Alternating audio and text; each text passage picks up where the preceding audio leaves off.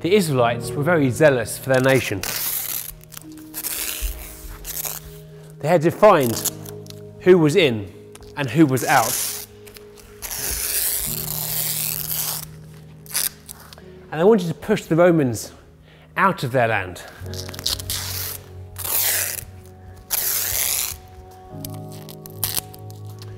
They had also defined the roles of people in society, particularly the women.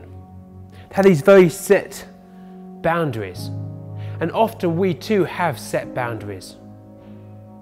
As Jesus begins this journey towards Jerusalem, Luke puts two encounters side by side.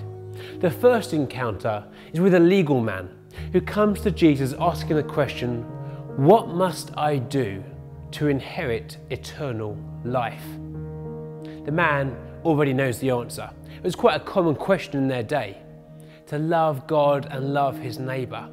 But then he asks Jesus, "And who is my neighbour?" Jesus then tells the story of the Good Samaritan. Now it's hard to quite understand the animosity the Jewish people had against the Samaritans. It stemmed right back in their history. But Jesus begins to tell the story of a man who's on the same road that Jesus is beginning to walk himself. And this man is attacked and mugged and left for dead. Two important people walk by his side, a priest and a Levite. Now both these men had important roles, important things to do in Jerusalem. If they had touched a body that was dead, it would have contaminated them. They couldn't have gone to a place of worship, and so they walk by on the side. That sense of hypocrisy, that they were being so religious but forgetting what it really was to care for their neighbour. And then comes along a Samaritan who cares for the man who's been beaten up. The Samaritan is the hero of the story. Jesus asks the man who asked him the question, "So which of these people was the neighbour?"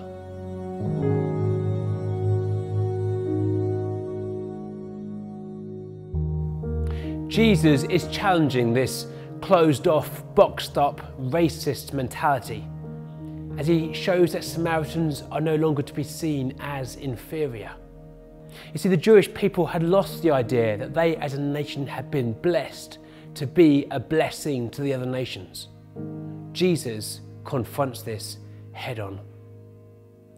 The second encounter is with Mary and Martha. Now this story probably took place much later on in the journey, where Mary and Martha lived. But Luke cuts and pastes this story to go side by side the previous story. He's making a statement here. See, in Jewish culture, the roles of men and women were divided.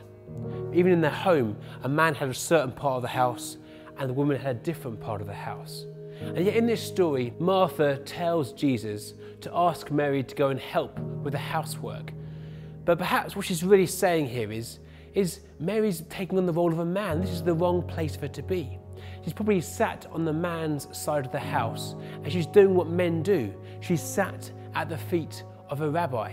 Only men did this. Jesus says Mary has chosen what is right. He defends Mary.